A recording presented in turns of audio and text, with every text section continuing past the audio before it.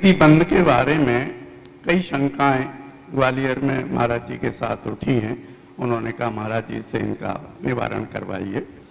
एक, क्या तीर्थंकर प्रकृति बंध तीनों तरह के सम्यक दृष्टियों को हो सकती है? दो, क्या श्री कृष्ण जी को तीर्थंकर प्रकृति बंध हो गई है? और आखिरी, क्षयोपशम सम्यक दृष्टि पहले से तीसरे नरक में जा सकता है या नहीं? कौन सा दृष्टि? क्षयोपशम सम्यक। ठीक, बहुत अच्छा। पहला प्रश्न है कि प्रथमोपशम सम्यक दृष्टि को तीर्थंकर प्रकृति का बंध नहीं होता, क्योंकि वह प्रथमोपशम सम्यक दृष्टि की जो व्यवस्थाएं हैं वो उस विशुद्धि लायक स्थिति नहीं बनती कि सम्यक दर्शन बंद हो जाए, तीर्थंकर प्रकृति का बंद हो जाए। क्षयोपशम और छायक सम्यक दृष्टि दोनों तीर्थंकर प्रकृति का बंद करते हैं, कर लेते हैं, कोई बाधा नहीं।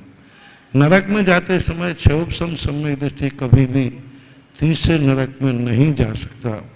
प्रथम नरक में भी छायक सम्यक दृष्टि बद्धायस वाला ही जाता है।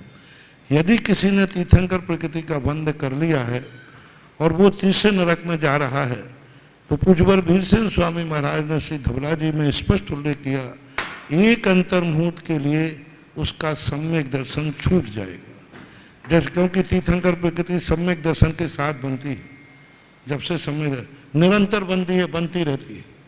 तो जब वो नरक जाएगा तो एक अंतर्मुहूर्त के लिए उसका सम्यक दर्शन छूट जाएगा, सम्यक दृष्टि का बंद, तीर्थंकर प्रकृति का बंद हो जाएगा, और वहाँ जैसे पर्याप्त तक होगा वो नियम से सम्यक दृष्टि होकर के तीर्थंकर प्रकृति का बंद चालू कर देगा।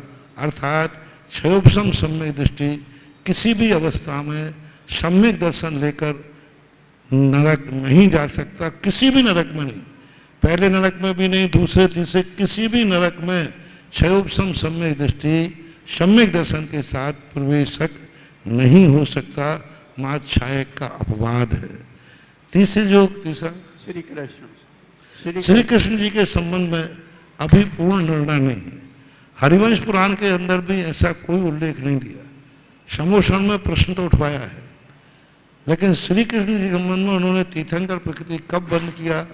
प्रकीर्णक रूप में कई लोग कहते हैं कि तीर्थंकर प्रकृति का बंद उन्होंने नेमिनाथ भगवान के समोषण में किया, लेकिन मूल ग्रंथ हरिवंश पुराण जो है उसमें इस प्रकार का वर्णन नहीं आया।